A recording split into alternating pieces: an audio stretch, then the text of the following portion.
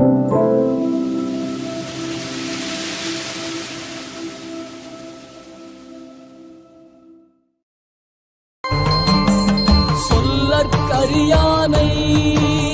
சொல்லி திருவடிக்கு சொல்லிய பாட்டின் பொருளுணர்ந்து சொல்லுவார்.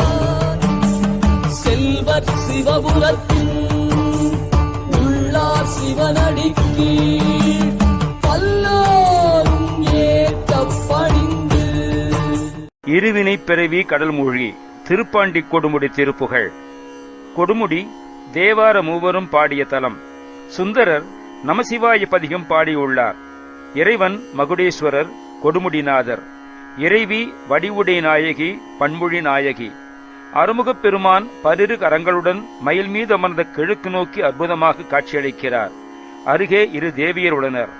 கரையூர் என்பது ஊரின் பெயர், பாண்டி கொடுமுடி என்பது கோயிலின் பெயர். வீரநாராயண பெருமாள், திருமங்கை நாச்சியார் சன்னதியும் சிறப்பாக உள்ளன. இத்தலம் மும்மூர்த்தி தலம். இங்கு வடக்கிலிருந்து வரும் காவிரி கிழக்காக திரும்புகிறது. திருச்சி ஈரோடு வழியில் உள்ளது. ஈரோட்டிலிருந்து 37 கிலோமீட்டர். இருவினை பிறவி கடல் மூழ்கி.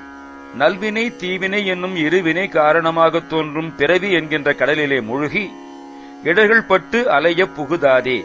வேதனைகளிலே அவஸ்தைப்பட்டு அலையுமாறு புகாமல் திரு அருட்கருணை பிரபையாலே, உனது திருவருளாம் கருணை ஒளியாலே திறமென கதியை பெறுவேனோ. ஸ்திரமான வகையிலே, நிலையான வகையிலே நான் நல்ல கதியை பெறுவேனோ.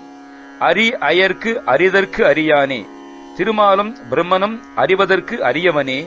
அடியவர்க்கு எளிய அற்புத நேயா. அடியார்களுக்கு எளியவனாய் கிடைக்கும் அற்புத நண்பனே. குரு என சிவனுக்கு அருள் போதா. குருமூர்த்தியாய் சிவபெருமானு கருளிய ஞானாச்சாரியரே. கொடுமுடி குமரப்பெருமாளே. கொடுமுடி என்னும் தலத்தில் வீற்றிருக்கும் குமரப் பெருமாளே, ஸ்திரமான வகையிலே நல்ல கதியை பெறுவேனோ.